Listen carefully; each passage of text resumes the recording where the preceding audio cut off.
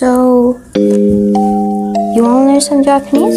Well, you came to the right place, because I am also still learning some Japanese, and this video will be more about what I have learned. It's been 4 years where I've been onto this long journey of knowing what's about anime, about Japan, about the Japanese language, and hopefully I have a lot to share in this video. Let's start by why is it important to learn Japanese? Well, learning Japanese could open up a lot of opportunities. You could actually go to Japan using the embassy and the exams that allow you to go to Japan. This language could earn you a scholarship. This language could help you gain maybe a career that's somewhere worldwide very good.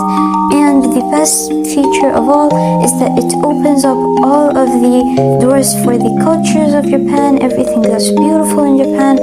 You really get to know a lot more about it, from the industry to the songs to the anime to the manga, and all about that is best when you know a lot about Japanese. What are the problems that face a lot of the people who decide to start and learn Japanese?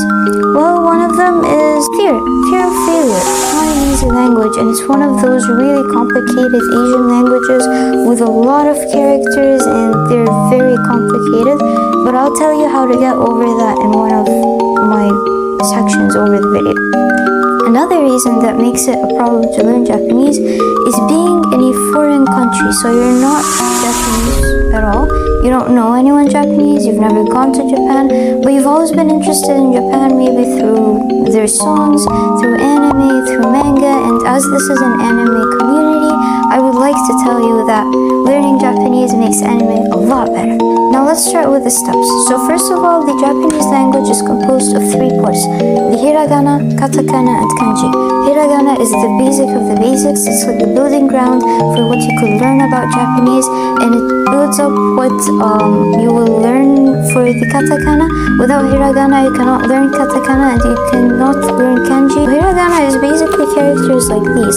They have all those characters, basically like the alphabet, and they aren't very hard. You could actually finish up the hiragana in just 1 day. And if you're very dedicated, you can even finish the katakana with it as well. What's the difference? Hiragana is the basic of the basics, the sort of language that they learn in Kanji, but the katakana is what they use for writing anything that's originally in English.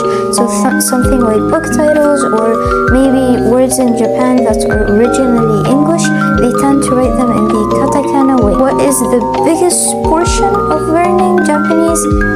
It's kanji. And the problem with that is that kanji is really complicated. It's originally from the Chinese characters. Japan doesn't have its own language. It took everything was based on China and later on developed to make its own language. So kanji is that traditional way of writing, and they do still use it till today. So knowing kanji is crucial. But what's even more crucial than that is hiragana, and good for you, it's very easy. It's more important that you enjoy actually learning this, and it is a lot better if you think of the Japanese language as something fun. So number 1, make it fun. You have to learn how to enjoy the Japanese culture, the Japanese language. In order to really have everything to stick to your mind, you need to connect it to your interests. So maybe you're interested in TV shows, you can watch Japanese dramas. You like animation, then you start watching a lot more anime. If you like books, you can read mangas or children's books for starters that are in Japanese. And if you like music, you can listen to Japanese songs. And if you like none of that, you can even open YouTube and start looking for your interests made by people who are native speakers from Japan, and they would start talking about your topic of interest in a Japanese way. There are even like short interviews where people go around the streets and they go like, what's your favorite Japanese show? Or what's your idea about tourists? Or do you know that kanji that you learned in grade whatever? Stuff like that is really, really fun, and it's a lot better than actually learning from a textbook. You get to know how they casually speak around Japan, and you don't learn that very formal and stiff way of talking. Shouldn't go for that. Now, how do I learn that? Okay, so you did all that, you like putting yourself into the atmosphere of what Japan is about. Maybe you're already learning this because you have to. Well, even if you have to, it's a lot better to make sure that you really enjoy doing that, because that's what makes it stick to your memory. Our memory is based on how our emotions are connected to this certain topic. Let me give you an example. What if you're in elementary and you used to learn about stuff in biology, and you were going out with your friends and you gain a lot of memories. Those memories are a lot more memorable than what you learned in biology as a kid, because you don't like what you learned in biology. So whatever you like is whatever sticks to your mind the most and makes it a lot easier to keep going, rather than just give up and be like, I can't do that, that's so hard, it's tiring, I'm not gonna do this again. But if you actually like it and you start remembering your own goal, you'll go like, oh, if I learn a lot more Japanese, yay, I'm doing progress. I know that word in the anime, I know that word in the song. It's a lot more enjoyable than just learning it from a textbook and how it's written. So it's very important to enjoy this.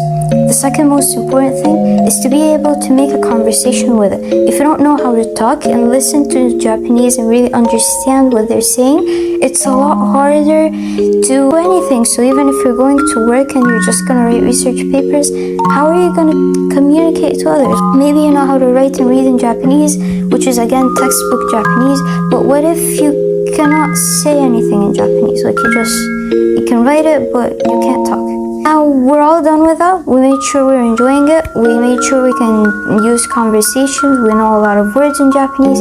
That's great. But then, can you write? Probably not, and that's the problem I'm facing right now. But I'll tell you what are the few websites and applications I love to use, and I'd love to introduce them right here. You need to use a good website, and a good website for that is Wanikani. Wanikani is talking about Kanji characters. It shows you both readings, which are onyomi and kunyomi. It even puts a small story. You could remember that this character, oh, there was that story that this character was in, so yeah, okay, that is related to this. It tells you what progress you're going through, and it even shows you which mistakes you've been doing so that you can review them later on. It's a great website, so you could definitely check it out for kanji. Now what if you're just at the complete basics, just a complete beginner, you know nothing about Japanese, all you know are like a few words from watching, but you don't know anything? Well, you should start with hiragana and katakana, and as I said, they're very easy to learn. You can finish them up in a day or two at most. So you can go for Duolingo. Don't attack me, I know a lot of people hate Duolingo, but when you're starting out, this is the best way to go. It even has the hiragana and katakana characters all listed together in a very neat way, where when you click on each of them, it shows you how it's read, so you can actually hear it. And if you want to practice it, it does show you those characters, so you could match them together and see what words use which characters.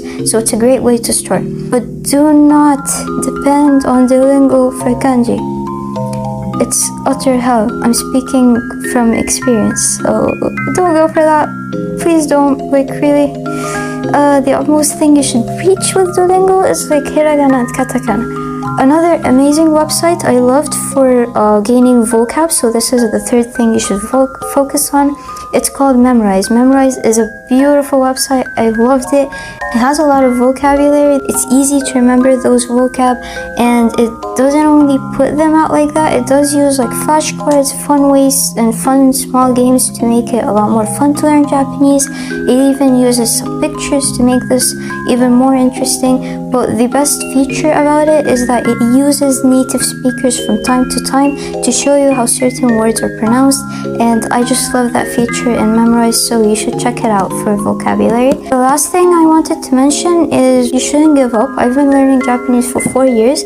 My progress is quite little because I'm only depending on anime, but I'm enjoying it. Like, I learn a few words here and there, and I could use them from time to time. But the best way to really go about this is to enjoy what you're doing, and to always remember that there is always something good that's going to come out of learning that language.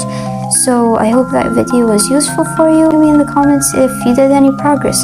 You could even ask for recommendations for anime. I do have a video for that over here. I'll be listing it. And yeah, I hope you enjoyed that video. I hope it was serving good value, and I'll see you later. Don't give up. Fight all. Bye.